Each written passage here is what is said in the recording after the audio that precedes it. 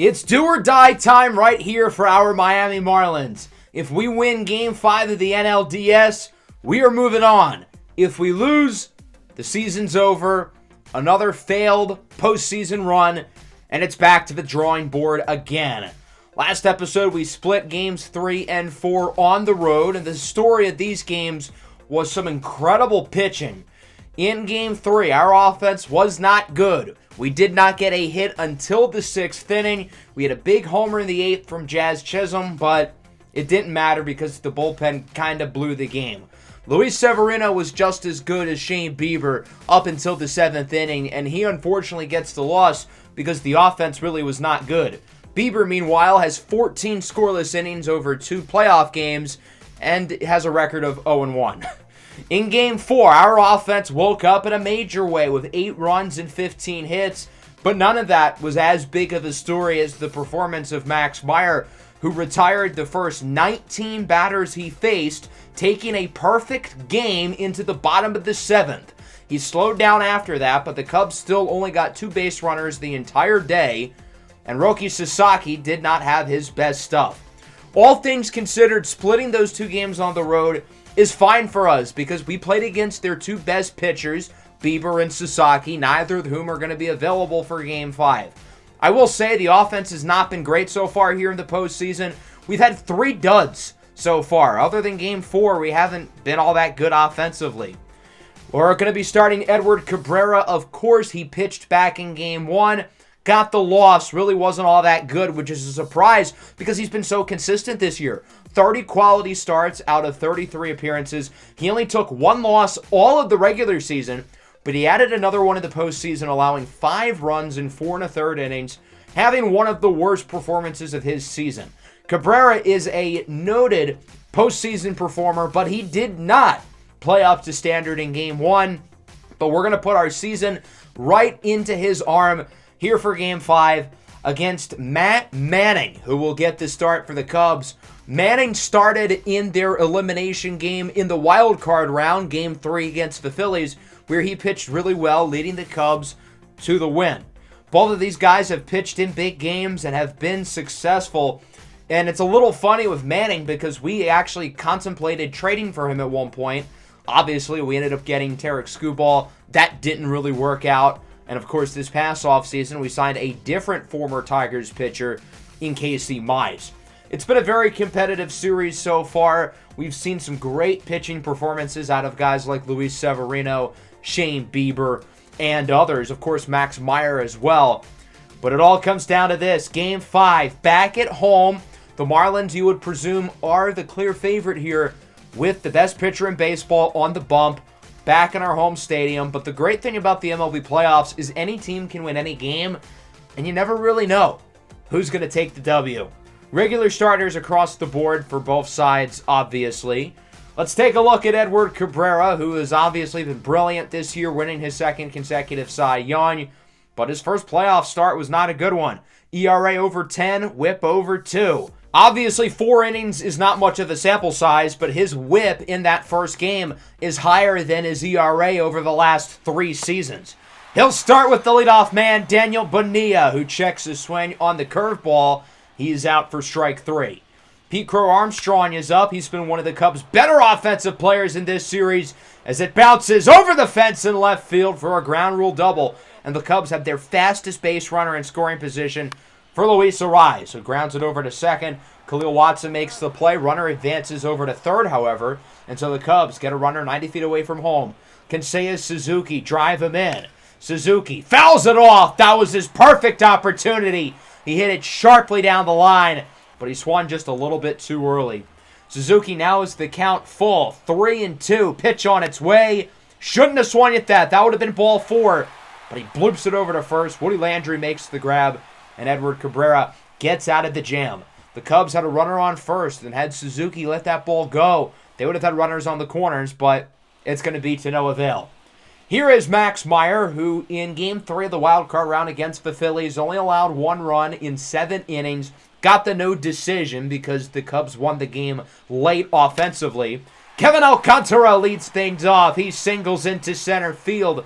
Alcantara, of course, started his career with the Cubs organization traded back all the way in Season 1 to the Marlins, but I think revenge is still on the back of his mind, and he finds himself on base to start the game. That'll bring up Jazz Chisholm, who had the big homer back in Game 3, and he hits this ball well into right center, at the track, at the wall. It's caught.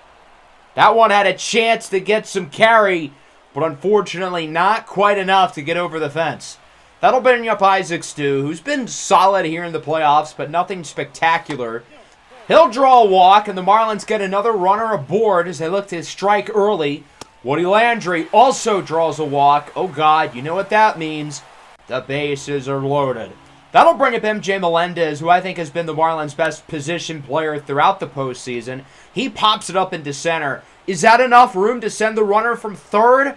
The Marlins don't seem to think so. They're going to send him back, and I think that would have been the right call. Alcantara very clearly would have been out. So now they need a base hit from Jesus Sanchez if they want any runs. Sanchez, obviously, a great postseason performer as he comes up big with a single into left. Alcantara scores, and the Marlins are on the board here in the first inning. They lead it 1-0, and the bases, for what it's worth, are still loaded. That'll bring up Luis Rengifo. Single into left. Run scores. It's now 2-0. Woody Landry gets caught into a pickle. What is he doing? He is out at third. And what could have been a wild inning comes to a close. Could have been a lot worse, though. A great start here for the Marlins as they lead 2-0 through 1. That might be all the run support Edward Cabrera needs. Harold Ramirez leads things off into the second. Sharp grounder over to second base. Khalil Watson makes the play for out number 1. Nicholas Morrow now goes down looking on the low slider. Nice pitch by Cabrera. 2-2 for Corey Lee. Goes down on the fastball. 1-2-3 inning for Edward Cabrera. He looks pretty strong here through 2 innings as he has struck it out already multiple batters. Bottom 2, Khalil Watson rips it over to first. Harold Ramirez, who has 3 postseason errors, bobbles it. Watson is safe at first. They're going to call that a base hit. I feel like that should be an error as Harold Ramirez's poor defense at first base goes from bad to worse. Won't matter because Matt Manning makes an awesome defensive play here on the mound, resulting in a Brian De La Cruz double play. 1-6-3. Manning showing off the glove. That'll bring up Kevin Alcantara, who gets a high-hanging pitch to rip. Into right, at the track, at the wall, it's gone! A solo home run for Kevin Alcantara as it rips barely over the fence, but it does. His first career postseason homer. He went deep 25 times in the regular season, and he does it here in Game 5 of the NLDS to put the Marlins on top 3-0. Kevin Alcantara has shown up for the big moment with a base hit and a run in the first inning, and then a homer here in the second. Jazz Chisholm looks to join him, but that ball is not hit far enough as it will be caught out in center by Pete Crow Armstrong. Nonetheless, the Marlins add to their lead with a solo homer by Kevin Alcantara, and we move into the third. Joe Adell strikes out on the sinker. Good pitch by Cabrera, his 4th K of the day. To the bottom of the order now, Dansby Swanson 3-2. Did he go around? No. That's a walk, and the Cubs get just their second base runner of the game. Daniel Bonilla up the middle into center for a hit. Swanson heads to third. The throw from Alcantara is in time. He got him. What a day for Kevin Alcantara. 2 hits, 2 runs, a dinger, and now he throws out Dansby Swanson at third, and we're still in the top of the 3rd inning. Good job by Rengifo as well with the quick tag. PCA strikes out on the sinker. That'll wrap up the 3rd. 3 scoreless for Edward Cabrera, who allowed a couple base runners this inning, but overall he is looking a whole lot better than he did in Game 1 of this series where he was getting, well, absolutely rocked. Hopefully he can keep it going. Isaac Stu with a sharp liner to third. It's bobbled by Morrow. Swanson gets to it, but that will go for a base hit. And the Marlins start the inning with a runner aboard. Isaac Stu has reached base twice today. Very productive start for the 20-year-old. Woody Landry now with a full count. Swings and misses on the slider. He got fooled by the inside pitch. Could have drew his 2nd walk of the game, but is unsuccessful. MJ Melendez now hits this ball high. Really high into left. Doesn't look like it has quite enough carry as Joe Adell will come down with it for the second out of the inning. The Marlins have scored in both the first and the second.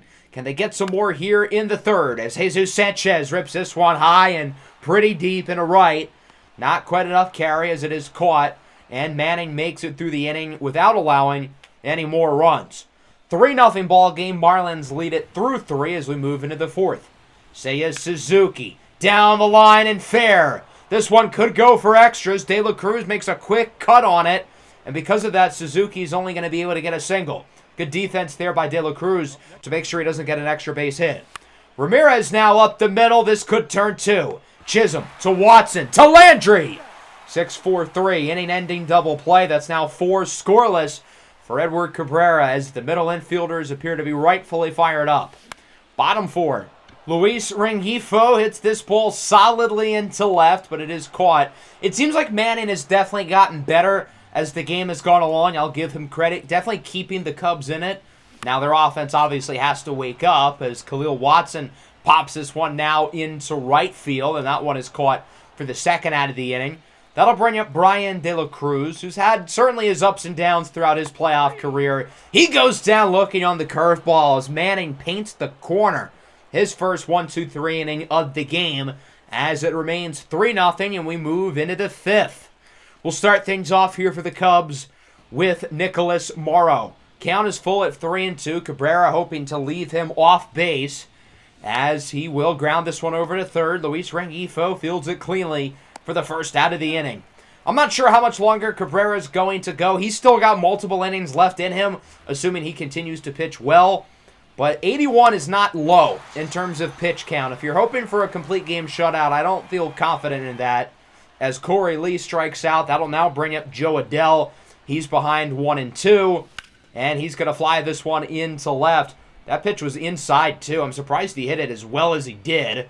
But it's caught by Jesus Sanchez, and Cabrera's got 5 scoreless.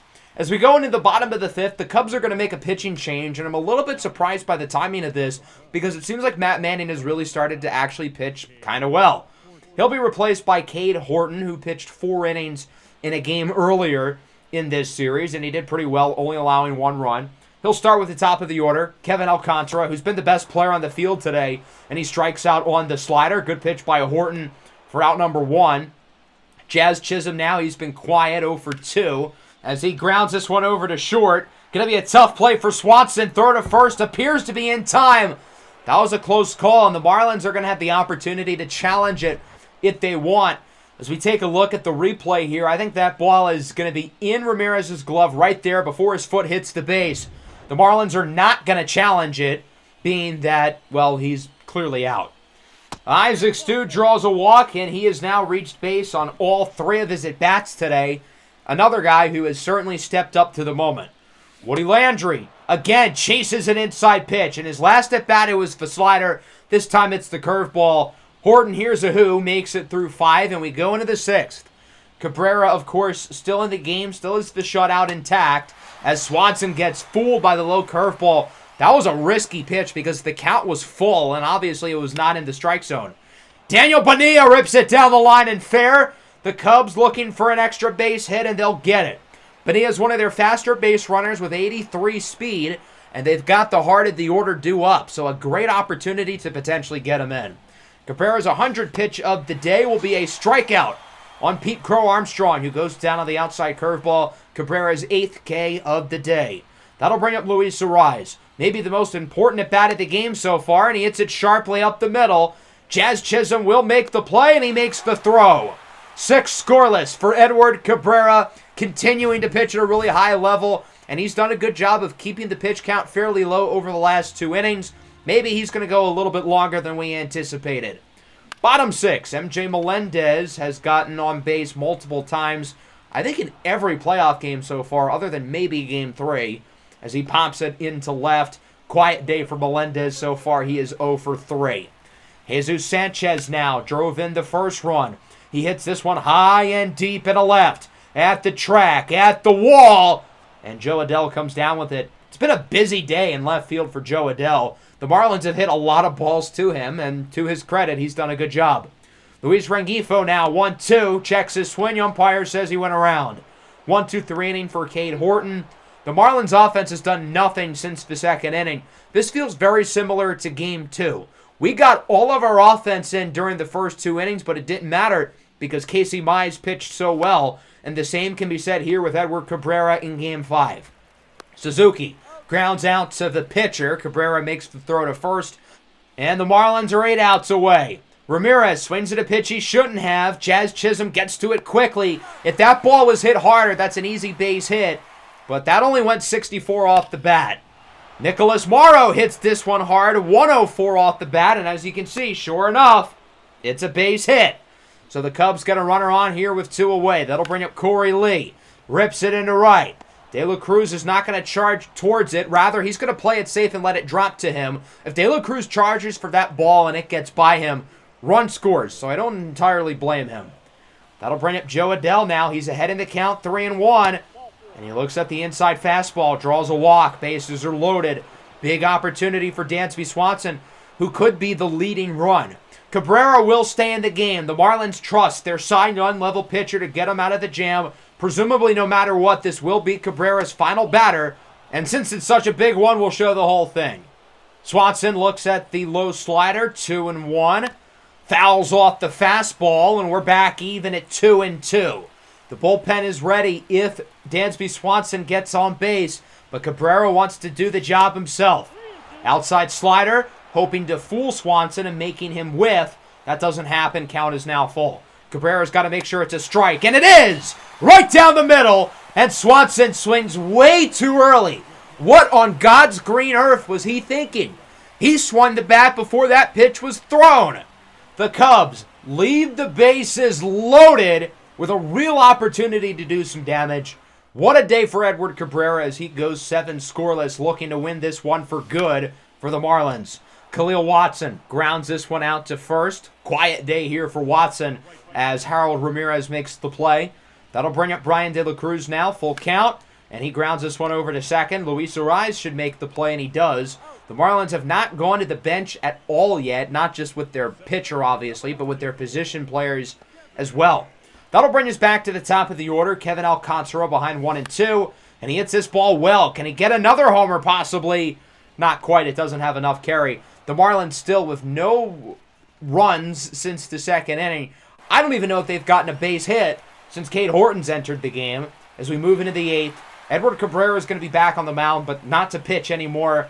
Rather, to get a well-deserved curtain call as he goes 7 scoreless innings with our season on the line. He delivers in a major way, and this is why we regard him as the best pitcher in baseball. Let's see if the back end of the bullpen can finish off the job. We'll start with Johan Duran, who will pitch the 8th. 2 scoreless innings so far in this series, and then if all goes well, the closer Emmanuel Clase will hopefully pitch the 9th. Bonilla, liner to first. Watson makes the play, and Miami is 5 outs away from moving on. Pete Crow Armstrong now. Up the middle, base hit.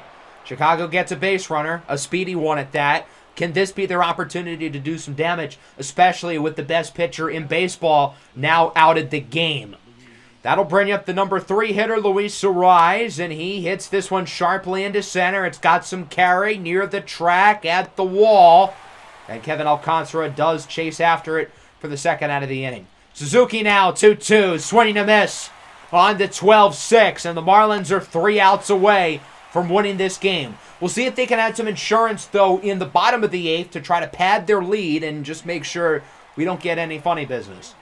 Jazz Chisholm will start things off, and he's going to ground this one down the line. It's fair. Good play by Harold Ramirez, flipping it over to the pitcher for out number 1. Isaac Stu now, 2-1. Lines this one into left. It's caught by Adell. Cade Horton continues to pitch brilliantly out of the bullpen, keeping the Cubs in this ball game. Woody Landry now. Count is even at 2-2. Swinging a miss on the fastball. The Marlins only have 1 base hit since the second inning, but it won't matter as long as Emmanuel Clase doesn't blow the game. Clase's had a good season, but he's only 22 for 32 in save ops. That's 10 blown. Harold Ramirez strikes out on the 99-mile-an-hour fastball. There's 1. Marlins are 2 outs away. Nicholas Morrow goes down on the 98-mile-an-hour cutter. Quick start for Clase. will show the entire, hopefully, final at bat as Corey Lee fouls off a slider, and the Cubs season comes down to their final strike. Emmanuel Clase and the Marlins knocking on the door, the third straight NLCS appearance, as the fastball is inside and high, and we're back even at 2-2. We'll see what Clase looks to do here. Can he fool him on the outside slider? Yes, he does! Marlins win it here in Game 5, 3-0. Your final score. Our offense scored all of our runs early. This was very similar to Game 2, where we scored a lot early. We did nothing after that, and it didn't matter because the pitching was brilliant. Edward Cabrera continues to show why he's the best in the game, going 7 scoreless. Johan Duran and Emmanuel Clase finish off the job, only allowing 1 base runner between the two of them, and the Marlins are going back to the NLCS where the Dodgers or Mets await, and those two teams have a Game 5 to play of their own. The Cubs got more hits than us, interestingly. Matt Manning pitched pretty well after the second inning. I feel like he was starting to get into a groove, but then they took him out for Cade Horton, who also pitched really well. I would consider this to be another dud from the offense. Other than Isaac Stu, Kevin Alcantara, and I guess Jesus Sanchez, nobody really showed up. But that's fine because the pitching was so good. So now that poses the question, who are we going to play against in the NLCS? Game 5 between the Mets and the Dodgers was interesting. We'll leave it at that. Would you guys believe me if I told you that the Dodgers scored 16 runs in 1 inning? I would hope the answer would be no, because it's the Dodgers and they normally choke in the postseason. What if I told you the Mets scored 16 runs in 1 inning? You probably wouldn't believe me because that feels unreasonable, but you got to realize they played against the Dodgers. The Mets scored 16 runs in the 5th inning and won the game 20-2. So we're playing the Mets, obviously. It's safe to say they caught fire when they needed it the most. Everybody hit, as expected. They had 25 base hits and 7 walks to go with their 20 runs. Over 50% of their at-bats ended with a base runner. As you can imagine, the pitching numbers are hilariously awful. The Dodgers went through 5 different pitchers in the 5th inning. I'm honestly surprised it wasn't more than that. So we're going to go up against the Mets, while Cleveland will play against Minnesota. The AL Central and the NL East were 2 of the best divisions in baseball, so it's fitting the 2 best teams from those divisions will face off. Everybody on the Mets has good offensive numbers, as you can imagine, with them scoring 20 in 1 game and 16 in 1 inning. In case you're curious, the modern era record for the most runs scored in 1 inning is 17. I would have to imagine the Mets getting 16 is a playoff record. I'm surprised Clayton Kershaw didn't pitch in this game. I'm pretty sure he's retired, but it would have been awfully on par for his playoff career as a whole. So in the next episode, we'll play games 1 and 2 of the NLCS against the red-hot New York Mets, coming off of their 20-run thwomping, I don't think that's a word, against the Dodgers. And the best part is that the Mets didn't score after their 16-run 5th inning. If they had kept trying, they probably would have scored more. Make sure to leave a like and subscribe to the channel if you are new. Peace out.